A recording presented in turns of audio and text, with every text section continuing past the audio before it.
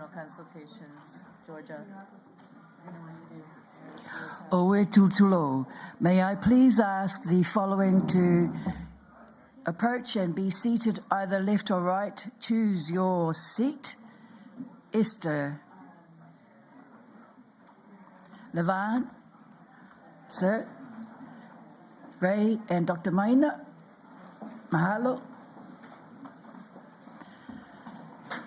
And Charles is online. And likewise, Runa.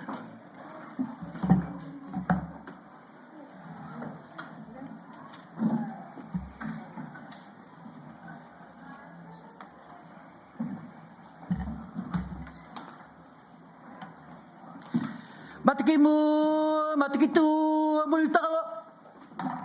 Matakimu, matakitu, mulutalo. Kia fralofa. Atulahi kia mutorosi. Fraue kia tua ko whelewea kia mga nei. In the words of my grandmother, welcome once, welcome twice, welcome thrice. She also indicated, don't worry that there are only 3 of them in the audience. Worry about the 1,000 that they have on each shoulder. So as far as I'm concerned, there are 3,000 of you here. Give yourselves an applause.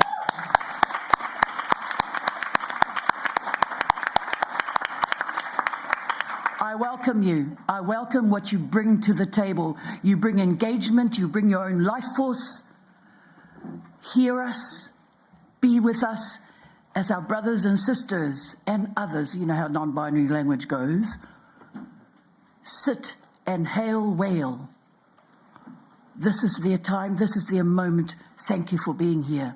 And so, adaptation, including loss and damage, human rights, loss and damage. That's it. Our key messages are critical to the conversation. If there is any way that you are extremely influential and you can get it to another platform, another fora, we welcome that. Because you know, we know that we're speaking with the converted. You're already on side. But is there leverage there? Is there scope there that you can further communicate what our hearts are saying? So you are beholden to take away from each of the speakers, because there's a lot of information going on. You know, you've had excessive information for the last week, but you haven't heard the best. We are the best. Give us one of these. Give us one of these. That's right. Thank you for understanding sign language. Speaking of language, please, we may not have time to do it later, but please thank our translators, Karina and the team who are translating in Portuguese. Send her one of these. Mahalo. And so saying, in terms of the impacts of climate change, you already know this, but let me just emphasize it so you know where the GPS is going with this. It means more and more people are being displaced and compelled to migrate and relocate. But what about resettlement? What about resettlement? It's becoming more difficult for people who have been displaced by extreme weather events to return to their homes and communities. But even before then, what about their ancestors? Who's taking care of our dead? That is the plea of the Indigenous. Keep that in mind. Many cannot and do not safely and sustainably actually travel, and they may be compelled to migrate, relocate permanently. You know this. Yet the legal policy and practical measures and the financial resources to protect them are insufficient, inadequate, not necessarily there. That is why we care. That's why we are here to have that conversation. Movers and shakers, may I ask our first speaker to take the microphone. Do you know how to turn it on? Great. I invite Esther Martins, a young leader from Latin Americas, to just outline what it looks like from their perspective. Mahalo. Please give her a mahalo. Mahalo. Mahalo, mahalo. Hello and good morning, everyone. Mahalo, thank you a lot. I would like to start thanking the CMDP and FAES for the invitation and all the colleagues who are sharing this space with me. My name is Esther Martins. I'm a young Brazilian woman. I'm also a project coordinator of the Latin America Semi-Arid Platform. Today I'm here representing the ideas, dialogue, and of a rich and diverse group of social organizations of Latin American who gathered in Panama last April to think about the challenges and possibilities shared by several countries on the issues of migration and climate change. But before presenting this regional vision, I would like to introduce the network of which I am part of and a little bit of the communities from which we learn and work together. The Semi-Arid Platform is a multi-country initiative that has been working to ensure the access of land, water, and natural resources for the past 10 years, together with the indigenous people, local communities, women, and youth groups who live in the Latin American semi-arid regions. The platform is composed by 16 member organizations from 10 different countries, and we can say that the work of the platform raised inside of an exchange of experiences between semi-arid regions or dryland regions, focus on main shared problem, which is the access of water. And that is still the purpose of its work, and to seek and share common solutions and learn from the other territories. All of this to guarantee the existence and improve the traditional ways of living and sustainable production of these communities. It's very important to stress that Latin America's semi-arid regions share basic natural similarities and have important forest resources, like the Gran Chaco forest, and these ecosystems also bring a unique biodiversity adapted of the climate, regional climates, like the native dry forests of Caatinga and exclusive Brazilian biome. However, they are also particularly susceptible to the effects of the climate change and deforestation, where degradation processes are often irreversible and can lead to desertification. And it means of the production of their people who are forced to move from their territories in extreme cases, the excess of land, the excess of water, and lack of public policies. And there are problems that historically major challenge for the communities.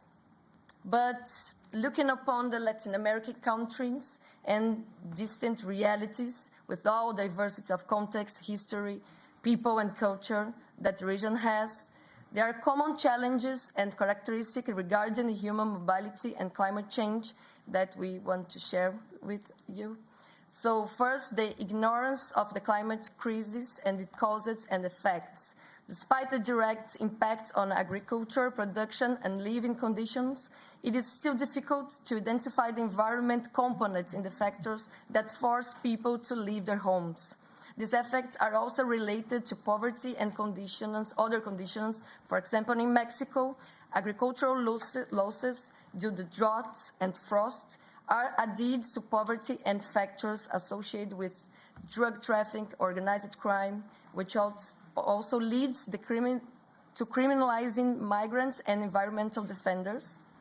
Second, there are communities in situation of vulnerability that face the dichotomy between development and good living. In Guatemala and El Salvador, climate change increased the structural problems that force people to leave their communities, including violence, organized crime, and poverty.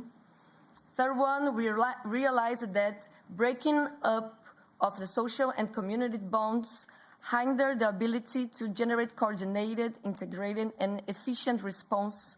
In Costa Rica, Panama, and Colombia, the vision of the national economy does not fit with the needs of the communities. Governmental efforts, hand in hand with extractive transnational corporations, have fractured the social bonds and its organization basis.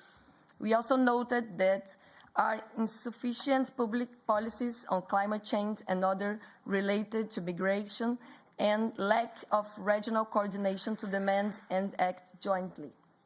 For example, there are no mention of internal displacement, although it is occurring in large parts of the countries, specifically in localities with vulnerable communities. And although the countries of South America are more open to international migration, like Argentina and Brazil, not all of them have knowledge or legislation on internal displacement. And also the organized crime is a big challenge, as well as how communities can or cannot deal with it. So to go to the finish, the victimization of migrants who are not seen and treated as subjects of rights, but as a problem without recognizing the causes of migration. The criminalization of migration is a reality that must be confronted, because it generates a situation exploited by some groups and mafias, violating the rights of those who migrate and those who receive them in transit. Finally, it's essential to think about this challenge and characteristics from the perspective of most vulnerable groups to the violation of their rights, such as women, such as youth and young people and children, indigenous people and Afro-descendants, but also environment defenders, coastal population, and the LGBTQ+ community. So it's now, thank you very much. In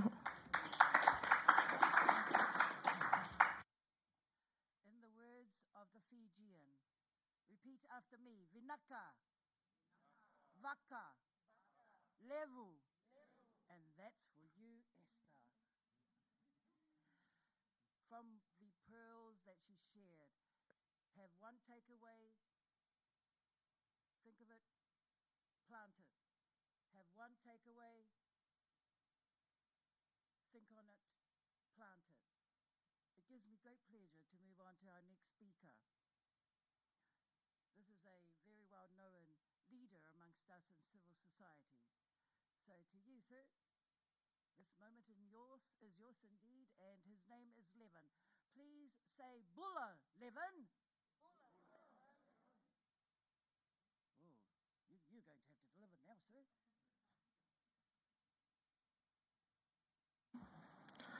Thank you very much for this opportunity. My name is Leo Andadiani. I'm coming from Georgia, the small country in South Caucasus region in Eastern Europe.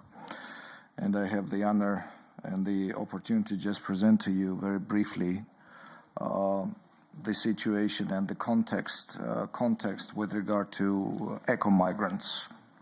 That has came to our knowledge in greater details due to the great help of Friedrich Ebert's Foundation to conduct certain research locally. So we're dealing, in our country context, we're dealing exclusively with the farmers. So the eco-migrants in Georgia are farmers. These are the farmers from the alpine areas, which have been displaced due to the different disasters, like climate-induced disasters like landslides, avalanches, as well as floods.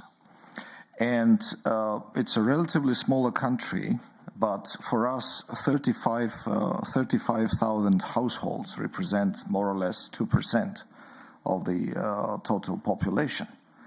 So it's quite a sound portion of the population which have been displaced due to the natural disasters. The specificity is that, and it also represents the positivity, is that these eco-migrants predominantly are settled in the depopulated and other alpine areas. So here is important to see them not as a subject for the charity and for the help, but at the same time a subject of the economic potential of these areas where they have been relocated to be further developed. So, and that's the message that we are trying to convey to the government, not to look to these people only as a burden or a subject of just to help, but to look at them as an opportunity for these areas to be developed, because these people are bringing with themselves the knowledge, the experience, the culture of the hard work, and at the same time, they will help to revive the local economy of the areas where they have been resettled. On the part of the climate impact, it's also quite an interesting situation that have been revealed, is that in the areas where the majority of the eco-migrants are resettled, we observe the lengthening of the agricultural season due to the warming. At the same time, the drop in rainfalls. So here we see the opportunity to produce more, but at the same time we see the great need to expand the irrigation infrastructure, for example. And last but not least, another opportunity which is emerging out of this situation, and I think that also contains a certain policy implication for the government as well as for the investors or donors and so on. There is a very good and fertile land for the collective action support in terms of the cooperation, for example, agricultural cooperation. And this could be a good opportunity to introduce the advanced mechanisms for that, for these people. So that was more or less I wanted just to convey. If there will be any clarifying questions, I will be pleased to answer them. Thank you for your attention. In the words of my little niece, who has trouble hearing, please thank him. And so saying, you know that it's not possible for many of us to be present in this beautiful part of the world if not for the collaboration and the cooperation of quite a few partners. So we're here because Climate, Migration, Displacement Platform made it possible. We're here because, let me get it right, Friedrich Ebert Stiftung. I just saw an image of him this morning. He's quite a handsome man, I might say. Well, lucky for him that is the case. But more than that, he believed in social justice. He believed in people's being enabled and empowered. So to the staff, to our leaders from the two, please, in the words of the Tongan people, tell them, Malo, Malo, o pito, which means thank you from my heart. There you go. That is for you. I also have the pleasure of introducing one of my other leaders. I always follow him. Please, I wouldn't mind if you did this, if it's appropriate to you, just to say thank you to our Reverend James Bhagwan. Sir. Hello. And so, the one thing in the Pacific that we have in common is that we're all good looking. I know. 'Tis true. I have great pleasure in introducing our youth leader, mover and shaker, and also our other leader, Dr. Maina Talia. They have got limited time. Please lend them your ears. And from our brother Levin, I know that you're taking away one of these. Quickly, plant it. I know, I'm testing you, aren't I? And take away one of these, because I thought I heard it about Central Europe. Yep, good. Over to you, our young leaders from the Pacific. Please welcome them with one of these. Malo. Thank you very much, Pefi. And in the land where I grew up, we say in Bulavinaka, that's in Rembi, in Fiji. From the ancestral home where I belong in Kiribati, we say Maori. So I'm not in Maori. So the work I do with the Pacific Youth Council as a focal point for climate mobility and human displacement is enabling the work of young people who are doing a lot of frontline work when disasters do hit their home islands. Before coming to Bonn, I had the privilege of supporting the work of some of the organizations, including the 350.org. I was in Tonga. Then also supported a colleague who is in the room, Shiva from Greenpeace. He took me to Kiribati to do some work in one of the remote islands of Abayang. And then I had an opportunity to also visit Nauru on my way here. But in all these countries, I heard a lot of stories in regards to volcano eruption in Tonga, the most recent one. Also, we talk about water issues in Abayang. And then I had the opportunity to visit the detention center in Nauru. But all of the stories that were shared in the 3 visit, no one has referenced the fact that they wanted to leave home. And that has been the true story of our Pacific young people. No one wants to leave home. But because countries that are contributing a lot to emission are not doing a lot, the Pacific contributes merely 1%.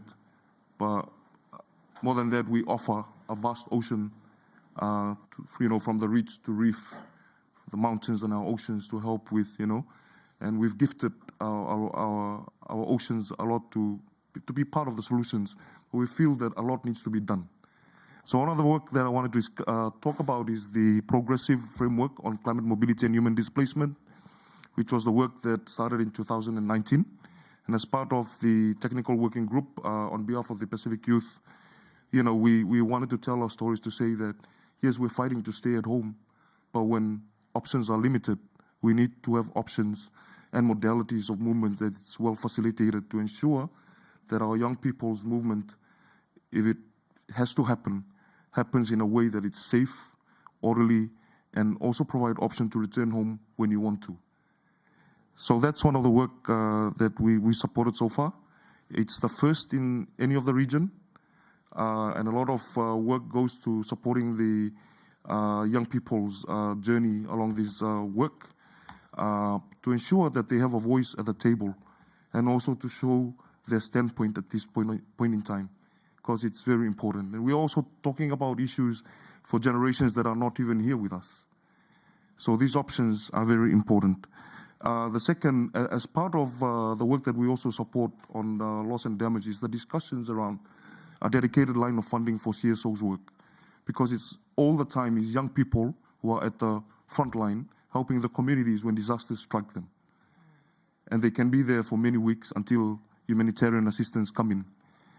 So what is this loss and damage facility is all about? It's supposed to be about reparation. It's supposed to be dedicated to grassroots communities that are at the forefront to fight and to build their resilience, because the safest modality in the framework that we're working right now is to stay at home. Thank you.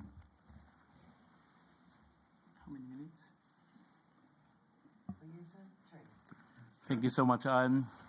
My name is Mai Natalia and I'm from Tuvalu. I have traveled more than 27 hours in the air to speak 3 minutes here in Bonn. but in the interest of time and with your indulgence, I will at least make use of these 3 minutes. It's always difficult to speak after Ray, but I will try my best to add on to what my brother Ray has said. In regarding to migration, I want to allude to what Ray has said, because not only in those 3 countries that Ray mentioned, also in Tuvalu, migration is a definite no for all of us, but it's a matter of choice. We have discussed quite a lot in regarding to labor mobility, which is something that is going on in the Pacific, not just for the people of Tuvalu, but for many other Pacific peoples. Therefore, we need to discuss the issue of the receiving countries. What are the modalities in place for those who are actors of being receiving countries? And also for us sending our young ones, the cream of the nation, to develop the economies of New Zealand and Australia and so forth. So out of all, it is also important to talk about the very issue of the non-economic loss and damage, because people ended up in New Zealand and Australia. You will definitely have to go through the question of the likely loss of their culture, the likely loss of their language, and so forth. We see this as a new form of colonization. Perhaps it's something that we really need to address well before it gets worse. So apart from all that, in last year before COP27 in Egypt, 48 civil societies around the region gathered together in Kio Island, an island that was bought by the island of Vaitupu in Tuvalu in 1945 in Fiji. We gathered together to come up with a declaration that will talk about the aspiration and the struggle that our people are going through. And the reason why we chose Kio, because it's next to Rambi. Not only that, we can see how these people have been living there for more than 75 years and still maintaining their culture, their language, and so forth. So we were able to launch that declaration in Egypt. And as part of the declaration is the call for a finance mechanism for the region. In that way, we try to cut out or break through the issue of bureaucracy, funding bureaucracy. And we want to ensure that, I think this is the very first declaration to be crafted in a community, not in a hotel. So we were able to talk to the community, we slept there, we enjoy the community, we did all the talanoa, the storytelling and all that. So it is very important for us. But out of all, we need funding for that mechanism to be in operation. So to conclude, it doesn't matter if we have different kind of policies or a framework, but if we don't have the funding to ensure that the smooth implementation of that mechanism, we're not going anywhere. So we are making a call as well, because we at the same time we are preparing to do the launching for the finance mechanism for that declaration in a few weeks' time. So whoever wants to partner with the Pacific region, we have something for you. If you have a lot of money, just give it to us. Thank you so much, Beth. In the words of our other paternal grandmother and that side of the family, that paternal line, they actually do this to say thank you to others. Raise your right hand if it feels appropriate and just touch your forehead and nod towards the speakers who have just presented. For you, the challenge is take one of those takeaways, plant it right there. And you know the other one, plant it right there. It gives me great pleasure to introduce our next speaker. However, our next speaker won't be here, Charles Balogun. But in his stead is another who's just as handsome. I'll leave it to him to introduce. I know, we are so blessed this particular panel, so that you may outline briefly what you are about, sir, and to have a voice on behalf of Charles. Thank you. Thank you very much, Chair. Thank you. And I'm here on behalf of Charles O.C. Balogun, that is President of the ONG AFRIQUE ESPERANCE. Me, myself, I'm Domenico Vito. I'm from Italy. I'm colleague of Charles, and especially we met together into like a virtual platform, which I'm coordinator, that's called Climate Social Forum, and it's properly based on Talanoa. So it's an honor to me for having this panel. And surely the topic of Charles was to talk about migration in Africa. And seeing me, you could think why a man from Italy need to talk about the migration from Africa. Just because me and Charles, we are at the two ends of the rope of the injustice, the rope of inequalities that brings the migrants to leave Africa. So what we discovered in Europe in the recent years is that the number of migrants has really risen in the last 10 years. And one of the phenomena that can explain such an increase is properly climate change. And I will explain why. You should really know about the desertification of Sahel. You should really know of the effects that Africa is facing properly related to climate change. And so a lot of people are like obliged, because they cannot grant their food security, to leave Africa and to come in regions like Europe and other regions. And this is the real clear injustice that we have to fight. And Charles and I, we are working together properly to try to leave the African youths in Africa, and so try to find ways on which African people can stay in their country and they cultivate their land. And on this, for example, agriculture, it was mentioned before, can be a solution. Climate smart agriculture can be a solution. And so I will end with this just to let you figure out how also this phenomenon is global wide, and how, for example, me and Charles are just at the two hands of like a phenomenon that is affecting all. Thank you very much. How wonderful. He was right on time. And for that alone, please send him a... How wonderful that he was right on time. Please send him a mahalo. Mahalo. Excellent. You almost have the full complement of the world. So to just conclude, we have an Asian voice, or voice from Asia, and may I introduce Runa, who is coming to us live. I feel like one of those reporters, coming to us live. Runa, are you ready for... good. You have just a few minutes. And may I also thank all of our listeners who are just engaging from their side of the world. Over to you. Thank you very much. And I was told that I could speak about 5-6 minutes, so you tell me the time that I should speak within. Is 5 minutes all right for the first question? Oh, absolutely. 4.5 is perfectly fine. I shall try my best. So Ray, you said that no one wants to leave home. And so from the bottom of my heart, I think for today, I hope that we can all stay safely home. To forget migration, to forget homelessness. You know, Bangladesh is a country of 100,000 rivers. 1/4 the size of France, 170 million people. It's got 3 of the biggest rivers in the world. And 52% of the land is continuously underwater all the time.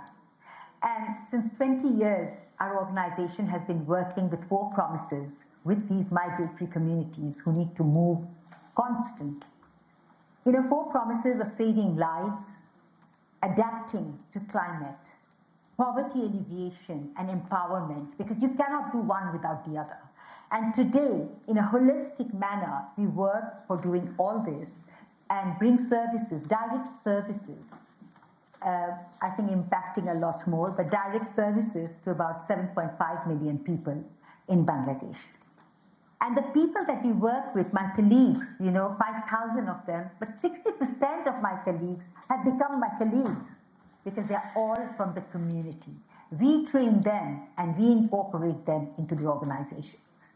You know, on the river islands, imagine the Brahmaputra, 30 kilometers broad sometimes, flowing at 14 knots, storms, famine, land erosion, kilometers of villages and homes and livelihoods, you know, washed away in hours. 20 million people affected by floods annually. People have moved more than 40 times. I even found someone who had moved 60 times in their lifetime, shifting, rebuilding, adapting their lives over and over and over again. You know, human impact all goes with this. In the coastal region, you know, we have the Bay of Bengal, cyclones, tropical storms, high tide, you know, which induce like coastal erosion. It leads to salinity. Access to water, you know, is a daily challenge for millions. Men already, you know, go for the daily labor, but the burden falls on the women, the family. Embankments break, salinity comes in, miscarriages, hypertension happens. Resulting in what? Such poverty that mental health, child marriages are continuous, you know, and we have so many cases which can so easily be avoided. There are often problems which are forgotten. Heat waves killing the poor, not the ultra poor, who are malnourished, and the old.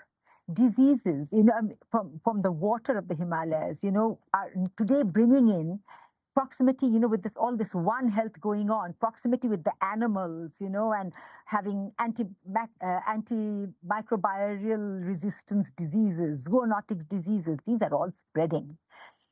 Imagine the density of population. We need to keep that in focus. And even like, for example, in 2020, 2.5 million people had displacement only in Bangladesh. Not to forget the Rohingyas who keep coming in. And it's so difficult. It was so difficult for Friendship 20 years ago, to work with things which we really needed, because every organization had their own mandate. So I decided to break this North-South dichotomy, this donor-donee model, and make Friendship international so that partners and those who are actually on the field could work together as a global team. And all the projects of Friendship are adaptation solutions to the need that we see. For example, we have like a whole mobile healthcare system with hospital ships and, satellite clinics, all mobile. Our schools can be moved. And the teachers are all taken for people from the community who are made into teachers. Empowerment with paralegal aid so that they can access the government and other services every time they're migrating. Bringing awareness to what are their rights, their basic rights in this political and geo ecosystem. Because every time you're moving, you move with nothing. And addressing this inequality, what do you see? The people with disabilities at the primary level. Women, children, they bear the brunt. They are the ones who need to be in the forefront in trying to get some climate justice from the world today. And this has been our strive for 20 years. And it's not only for Friendship, it is for all the people who I know what they suffer from migration. So all of us are here today for this purpose, and I hope we can make some breakthrough. In the words of our brothers and sisters and non-binary from the islands of Aotearoa, New Zealand, please give Runa kia ora. Kia ora. That was for you. Now I make it harder for you. Please go back to our brother Domenico. Take one takeaway, planted right there. Don't look at him, look at him. He was the one that spoke. Your memory, I hope, is really fit for purpose. And take one of these and plant it right there. And now think about Runa. Take one of those, plant it there. I think I have her in mind, addressing inequalities. But mind you, all I can hear is that there's a dedicated line for civil society funding. Oh my gosh, how did that get there? And take one of these and plant it right there. Thank you.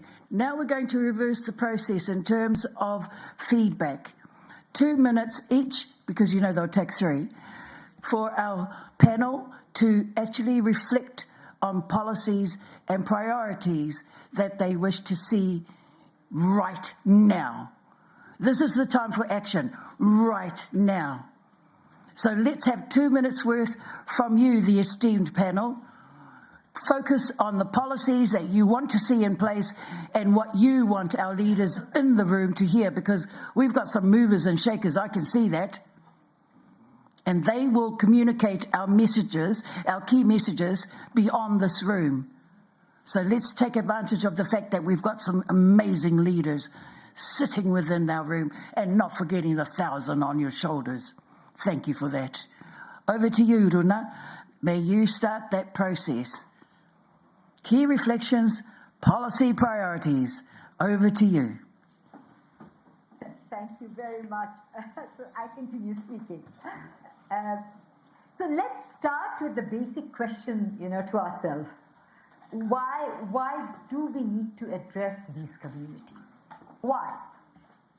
UNHCR is saying climate change is the defining crisis of our time, and disaster displacement is one of its most devastating consequences.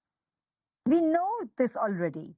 You see, because it's not an emergency anymore, it's not an emerging crisis anymore, it's an emergency today.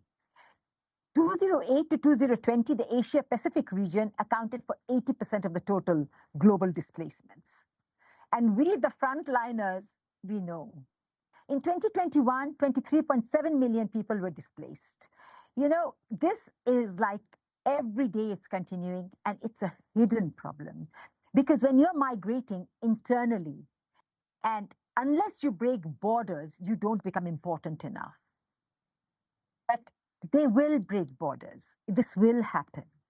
And countries in in Asia, and specifically like Bangladesh, they have national, disaster management policies and climate-induced internal displacements. But all these policies, they need to be unfolded, interpreted, and oriented towards people who are actually suffering. And so often it's made from so far away. Bangladesh is the global center in adaptation in Bangladesh. It's demographically one of the most challenged countries in the world, if not the. And we learn every day. And if we want to keep in the line of the UNCCC main challenges, we have to exit from fossil fuel. But then there are countries like Bangladesh and many others, third world countries, poor countries, where the government need to ensure that the people are fed and quality of life given. So how do we get this cheap fuel? So we have to go into mitigation. So there is this big challenge which is there, but there are solutions also. Like Friendship has solutions for renewable energy. But we need decisions and parliamentary decisions for allowing the poor who need 10 to 100 kilowatts to have the same benefits and subsidies as the rich. Are they going to do it? So it's really decisions which we are needing today. The Climate Fund adaptation is equally important today, because adaptation is needed right now. So that people can survive and they can take their life into their hands. It's not for tomorrow, it's today. Zero carbon is emitted. Still, 1.5 will continue. Still, inevitable disasters. Losses and damages cannot be avoided. Not for the sake of civil law liability cases of who pays, who's damaged, who is responsible for what, but just humaneness. Humanity, justice, and foresight for this world to survive. Loss and damage needs to be addressed also today. Climate, policy makers, we need to understand there are adaptation solutions happening. We need to understand the complexities. We need to not work in silos, but bring the world together. And we need to do this not one step at a time, but together and immediately. We need to build on local knowledge. How many of us here on the panel and those who are listening know organizations which are so successful, grassroots organizations who know how the ecosystem works and they know how to work within it? Let access to funds come to these organizations so that they can work in a way which has immediate results. And we have like resilience programs where you have to move from being a climate migrant and relief seeker to a person who is resilient, who knows that even if they migrate, they know where to go, what to do, how to access services so that they're not suffering. They can access finance. These are such important mechanisms, which need to be adapted. And adaptation finance and L&D funding mechanism, they all have to go with the ODA. Only 14% of the global climate funds are reaching the people, and that also comes in forms of loans. I mean, how on earth is this going to work, for humanity, of people who are needing all this right now? The 8 principle of locally led adaptations, it is there. It is well, encompassed. But is it being implemented with verity? with effectiveness, with equitable amongst everyone. And this devolving the decision making to the lowest appropriate level now needs to be institutionalized. The legacies need to be retained. And certainly there is a lot of work to be done for bringing all stakeholders on a single platform, from scientists, decision makers, implementers, and the sufferers. Unless that is there, it is very difficult for people to recognize and act. And we need to act today. Thank you. In the words of our Cook Islands nations and neighbors, please tell her, Mata. Mata. Meitaki. Meitaki. That's for you, Runa. You see what I mean when you give them 3 minutes to take 5? I'm trying for you so that you have time for Q&A. You know, I'm often impressed that the peoples who's so affected do it out of love for other people. That's what binds us together. So from her key messages, take one of those, plant it there, take one of those, plant it there, and I have great pleasure in introducing our next speaker, who's actually coming to us live. Yes, ladies and gentlemen, and coming to us live is none other than Charles. Thank you, Domenico, for having spoken on your behalf, both of your behalf. But now we may give this moment over to you, brother. Charles, are you online? 'Tis your moment, and this is your time, starting now. I'm online. Hello, you hear me? Yes. Funny how they always say that. You hear me? Yes. Thank you very much. Thank you very much, Madam Moderator. Thank you very much for the opportunity you gave me to be online. It is my great pleasure. This is my first time to make a side event with let's say people coming to all around the world. This is a good opportunity for us to tell us true around the climate change effects in our population. My name is Charles Balogun, coming from Benin. I'm the CEO of AFRIQUE NGO, and also I'm the Africa representative around desertification action around NGOs, and I am also the chair of the UNCCD CSO panel. So, you know, we come from Africa. Our region is let's say, the beautiful region. What we know, we have the nature give us many resources, and let me say, after the COVID crisis, we are now faced with a climate change effect.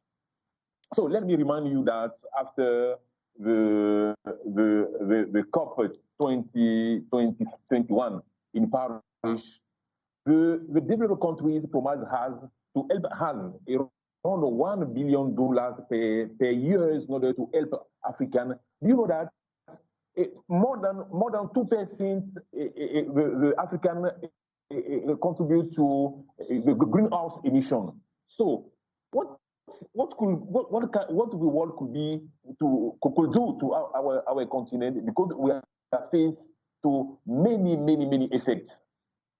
Last week, I participated to a forum in Niger, in Sahel, to see how the private sector can contribute in order to implement the great green wall. I mean that you understand about this big project.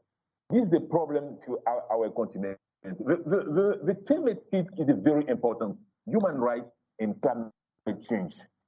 Today, I mean, this is very important for us because in Africa, you know, we are not to produce green also emission. So we have many effects around this effect. How we can face this problematic? This is very important. So the problem is to help us. What is the fund? So I just want to tell you that the main idea we have in Africa is to participate with our own mind, how can I say, around a circular economy in order to help our vulnerable population. Let me talk that in my NGO. We work with a woman, rural community women, around how we can help them in order to have a systematic energy. We transform all waste organic through the biodigester in order to have a biogas and a biofertilizer to help them. Because the energy problem is a crucial problem in our continent. But I mean, this occasion, this opportunity is a good opportunity for us. I mean, a part of this side event is a bit for us to keep in touch in order to think how we can think to have a big project, a regional project, a global project in order to help our vulnerable population in order to have a more resilient face the climate change effect. Let me stop here, and I mean during the event I can come again in order to react. Thank you, Madam Moderator. You're most welcome. In the words of our brothers, sisters, nations of Middle East, everybody, shukran. Shukran. And that is for you, Charles. Thank you so much. Please take one of those, plant it there, one of those, plant it here. I know, right? Thank you for participating. But all I could hear is, let's have a funding streamline dedicated for CSOs. I say climate, you say justice. Climate! Justice! Climate! Justice! Climate! Justice! Thank you very much. And I have great pleasure in introducing our next and last time that she will speak, her 3 minutes. Please give her encouragement. Thank you, Pefi. Well, as final words, the reflection and the recommendations that the Latin American consultation would like to share is the defense and protection of water sources, fighting the degradation of ecosystems, and building resilient food systems in face of climate change are fundamental so that the population is not forced to displace or migrate. It is necessary to emphasize that people and community have the right to migrate, but also have the right to remain in their territories. It's aimed to stop the extractive policy that values the soil and subsoil more than the communities that inhabit it. The development paradigm and land tenure model devalue the small agricultural work. The most affected are indigenous people, women, and especially the youth, who are proportionally displaced, and the people expelled from their territory are those who would have the best conditions for resilience and for building alternative ways of living and producing. Local and international alliances between this group seek up as opportunities, and at least it is a matter of urgency to work together on understanding the climate crisis and the protection of ecosystems and address its causes with the local community.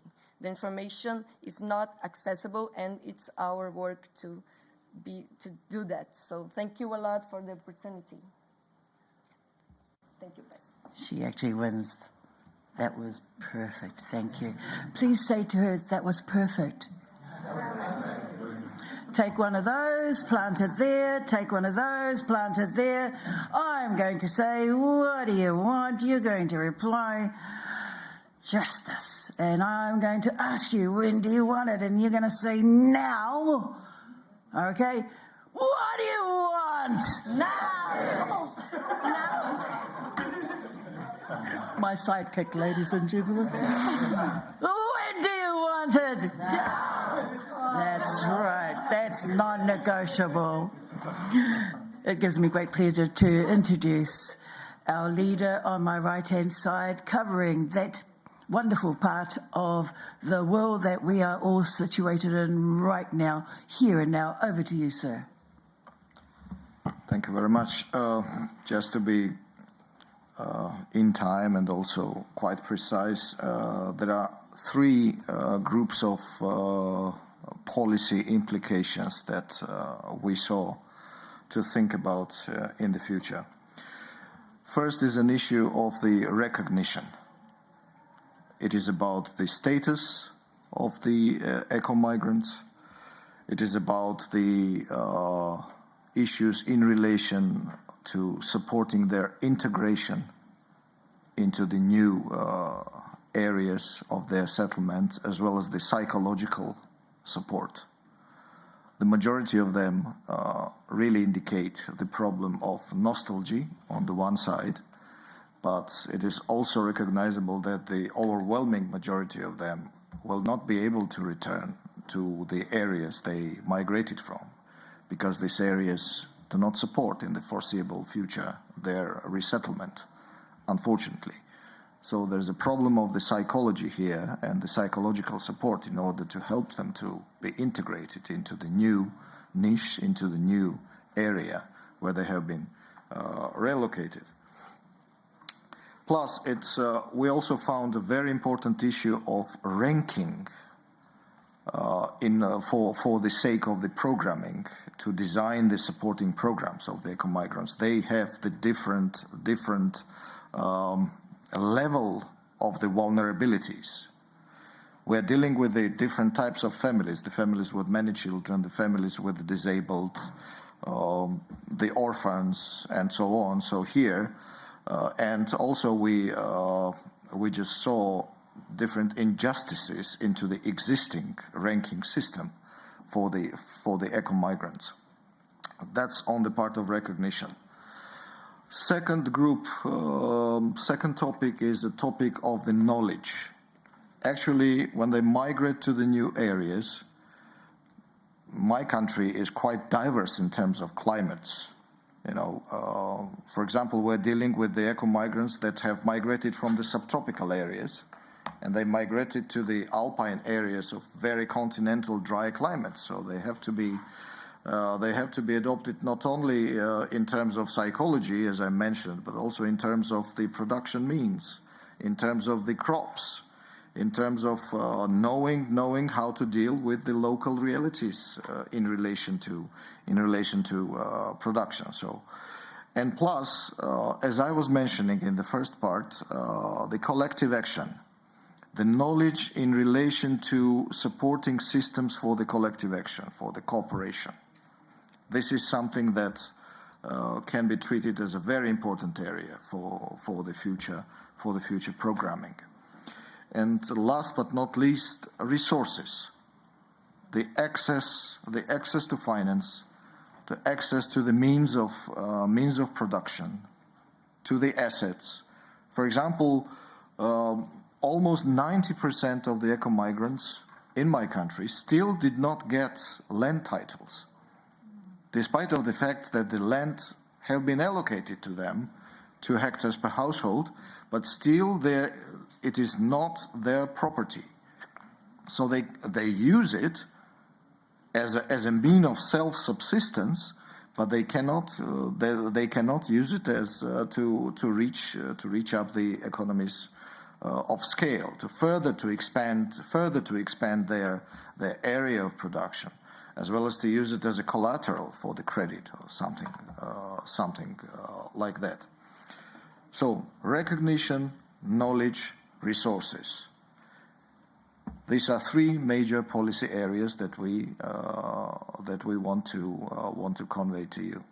Thank you for your attention. In the words of my niece, who comes from Samoa, please repeat after me. Whawhetai. Tele lava. Which means great love extended to you for the knowledge that you shared about those 3 things above. I know. Thank you, brother.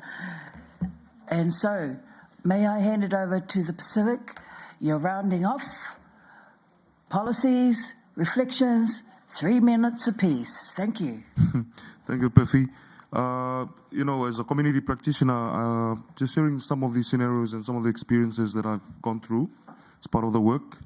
One is, there was a guy in Kiribati, Mr. Te Sota, who claimed refugee status in New Zealand but was declined. and it involved a lot of the, whatever the nature of the ask to remain in New Zealand was for the children because they were born in New Zealand. So that didn't happen for them. Then we look at most of the displacement that has happened in the Pacific. It's all climate-induced displacement. And when you come from low atoll island nations like Tuvalu and Kiribati, where land is limited, that's another justification why we need more to do with laws. And then we look at our own people, like as a product of displaced communities because of extractive industries and phosphate mining. We've been in Fiji for 77 years. Our struggle is the right to return home at any given time. And it's always been the battle between immigrations to immigration within two jurisdictions because we fall in the crack of the, two states that, that we are under. And so many of our people are still undocumented today, which is statelessness in a way.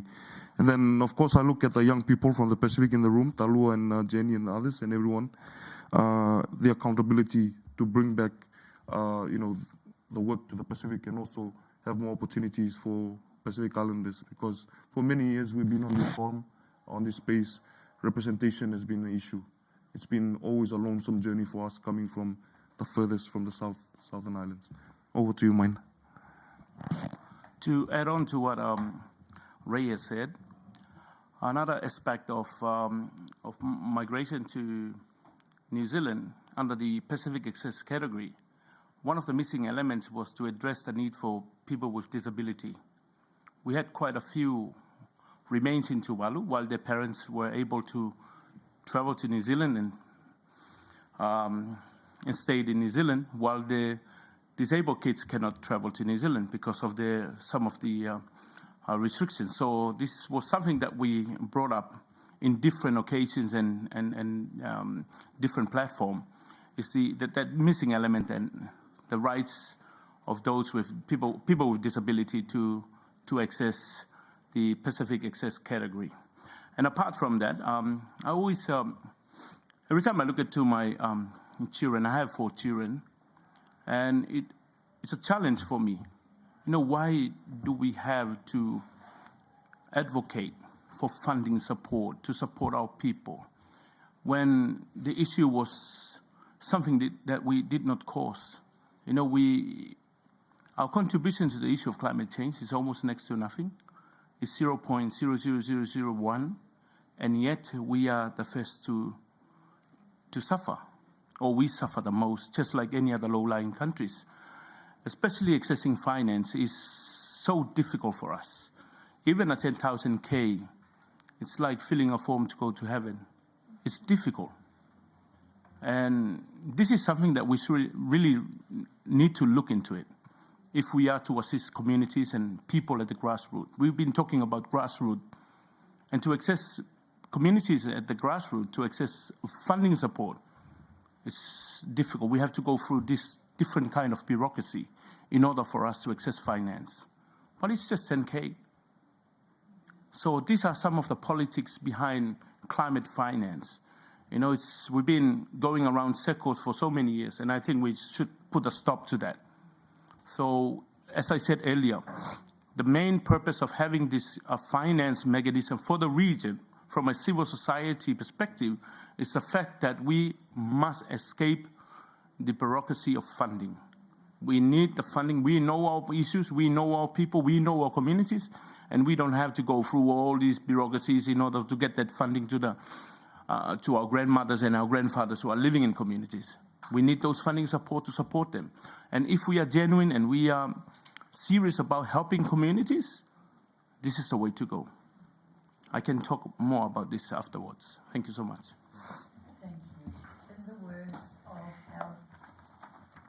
apologies. In the words of our brothers sisters from Hawaii, please communicate to them, mahalo nui loa. Mahalo nui loa. You are going to help me thank these fine people, including those online. So trust me on this one, and I'll translate it for you. Hum after me, dear hummers. Here we go. I'm not talking about the vehicle either. I want one of those.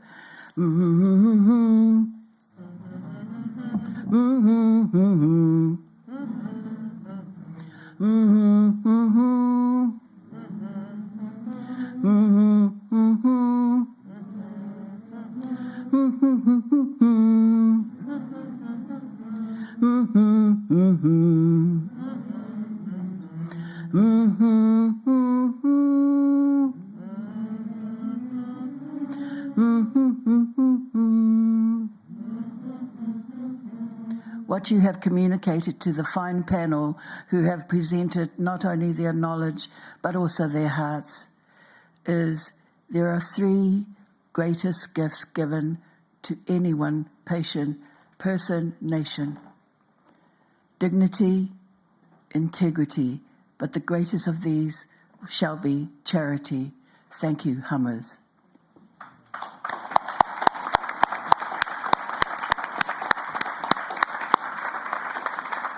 You know what? We've got time.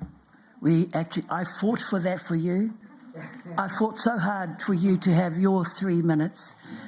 So that's what we've gained. May I please ask your patience and perseverance? I just want to introduce a few critical people in our lives who have made this moment possible. If I could have Salome, Leonie, and also Evelyn and Anan, if you could just stand up, and we're going to just send you one of these because you definitely deserve it. And Martis. Thank you.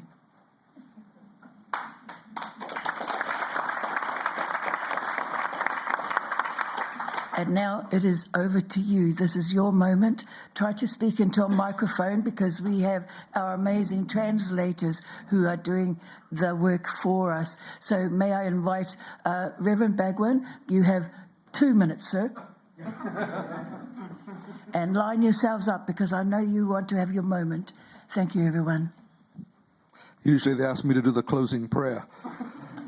No, I just, echoing what particularly my Pacific sister and brothers have shared this morning.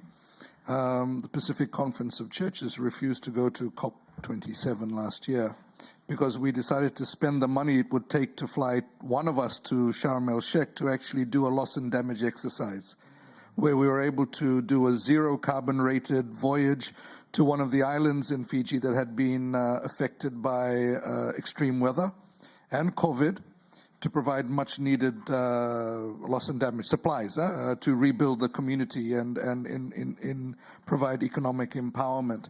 And it was a demonstration of the Cure finance mechanism. And this is the challenge with the global finance mechanisms, global climate funds.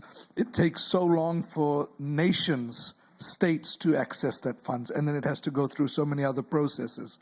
And what we're seeking is to be able to collect and work with communities who identify their needs and look for like-minded support, and particularly at subnational and private sector.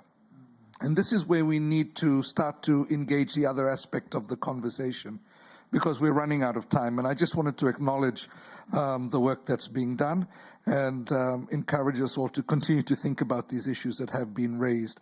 There is no either or in this work. You cannot have loss and damage and financing on one side without forgetting mitigation, without forgetting the issue of fossil fuel and what a just transition looks like, particularly for us in the Pacific who live on the ocean. I'll stop my sermon now. Thank you.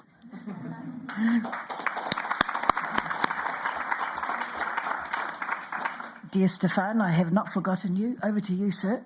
You have 2 minutes. Actually, I can take answers. I can answer some question for friendship on behalf of Runa. Not a problem. But just maybe as I have the opportunity here, she mentioned the locally led adaptation principles. I don't know if you're familiar with this, but these 8 principles are, among many other things, addressing all the challenges that are about climate adaptation, including access to funds, devolving decision-making to the lowest level, transfer of knowledge, rights, addressing gender equality and that kind of thing. So I would recommend to check these locally led adaptation principles, because these can be very strong guidelines for the decision makers if they can make it, at global scale. Thank you. May I please invite a woman's voice to the table? I've had 2 men. I want 2 brilliant women. Oh my gosh, all 10 of them put their hands up. Take your pick. You are in charge. You are in charge of that microphone. You pick. No pressure. Thank you so much. I'm Zaida Flore, and I'm a representative of the We Are Tomorrow Global Partnership, an umbrella organization of youth climate movements. And a lot of our partners are based in the Middle East, on the African continent, and in South America. And they are really worried about climate migration, human rights, and the intersection of human rights and climate change. But as I said, they are youth-led organizations, and they are often really overwhelmed with where to start with supporting initiatives like the ones mentioned here. So my question to the panel is actually, do you have any advice for these youth climate movements to get engaged in the migration topic? Thank you. Thank you for the question. And may I take a woman from, excellent, a woman leader. Ladies and gentlemen, you have the microphone. 2 minutes, over to you. This feels like a bit... Thank you, Pefi. There couldn't be a finer moderator.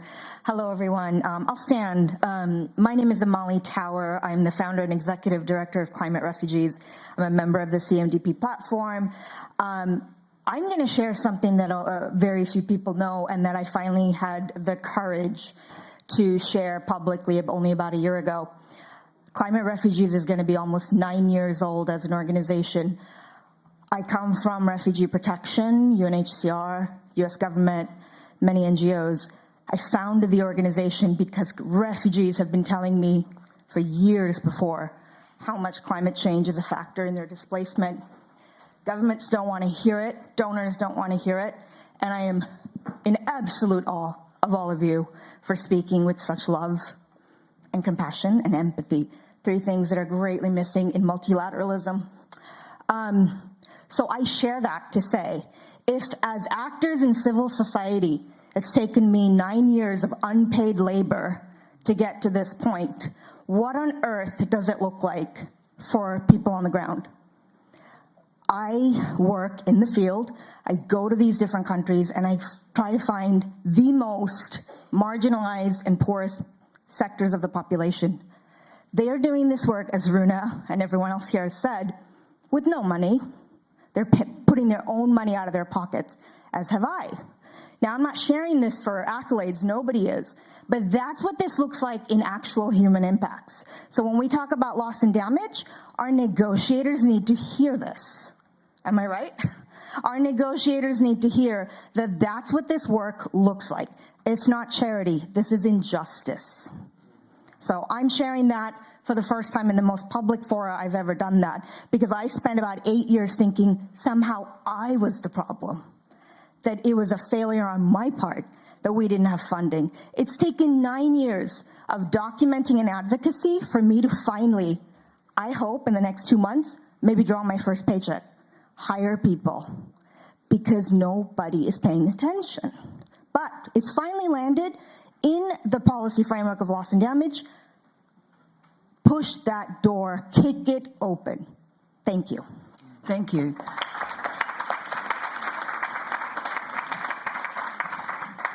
We had a question here from the left, a youth.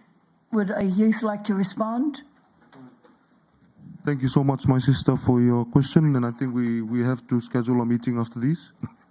But as always, with the experiences that we have and with the resources that you have supporting the initiatives in your own region, I think there's some sort of partnership that we can, engage in to either take your youth to our region or bring us to your region to have that cultural exchange and on the work that we all do. But it'd be nice to have a session of that. Thank you. I'm feeling slightly biased. I'm looking at that side of the room and perhaps a male voice, but you have to be good looking. Raise a hand. Oh, Shakru. Very good. Very good. Good offer. Come on, where's the microphone? Let's get the microphone to Shakrul. Thank you very much. Thank you. Up here. Thank you very much. I just wanted to reflect on the idea of climate refugees at the international level. And this is with the Geneva Convention, we all know that the drivers or the convention doesn't recognize environment and climate as a driver of migration for you to secure that status, refugee status in any country. So I'm just thinking if there are, what advancements have been made at the international stage with the UNFCCC's process to engage with UNHCR to see that the Refugee Convention is revised or amended? And then how can this issue be raised at the ICJ as a human rights issue? Thank you for the question. That's quite an elaborate and layered one. Any takers? Thank you, Domenico. Thank you very much for the question. I take the chance to share an experience on this. Actually, regarding the national framework, I also talk from my country, that it's Italy. We have nothing, really nothing. It's a great problem. Before coming here, I had the opportunity to attend an event where we were properly discussing this topic, that first of all, the Geneva Convention needs to be revised, because at least now the climate migrants, we can say, category is just inserted into other form of migrants. And this is like crazy, because now the World Bank is estimating that in 2030, at least 250,000 new migrants will be caused by climate change. And so we are just not seeing the reality. But yes, it's an open topic and it's open issues that we need to foster also the national level with discussion forum and things in order to push the legislation and government to take this category that nowadays is very lacking. Thank you for that, Domenico. I thank our sister Sostina of Kenya for offering the next statement. Are you ready? Very good. Microphone, please. And Shukru, you'll be next. Thank you.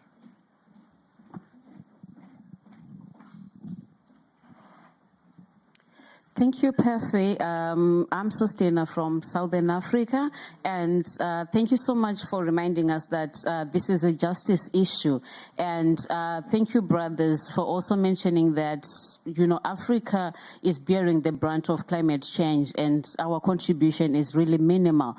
And the worst thing is that we have weak governments that cannot even develop early warning systems to avert disasters, and our communities remain at risk. And we are talking of agro-based economies, and with protracted droughts, our people are in food insecurity perpetually. But then I loved the fact that you say that we are not victims. We are actually survivors. So there's need to tap into that survivorhood mode that we are always in, and change that and tap into that, because we can be change agents, we can be development agents, and we can enhance human security. And we are also talking about women who are migrants, and we have host communities that are already in scarcity. So we have issues of conflict with between migrants and host communities. But then we need to tap into that and ensure that we also educate even host communities to be able to accommodate migrants and for human security. But my issue is also on women. We have so many cases of child marriages for survival issues. We are marrying off kids to host communities so that we can be accepted and be part of communities, and it's really stressing for us. Thank you. And thank you. This then concludes what has been a very engaging time. Shakrul, please raise your hand. Please engage him in conversation, and our apologies to you. We're told that we have to vacate the room. We have valued your input. We have felt the life force of your questions, of your support, of your commitment, your convictions. To you all, I say climate, you say justice. Climate! Justice! Climate! Justice! When do you want it? Now! Thank you.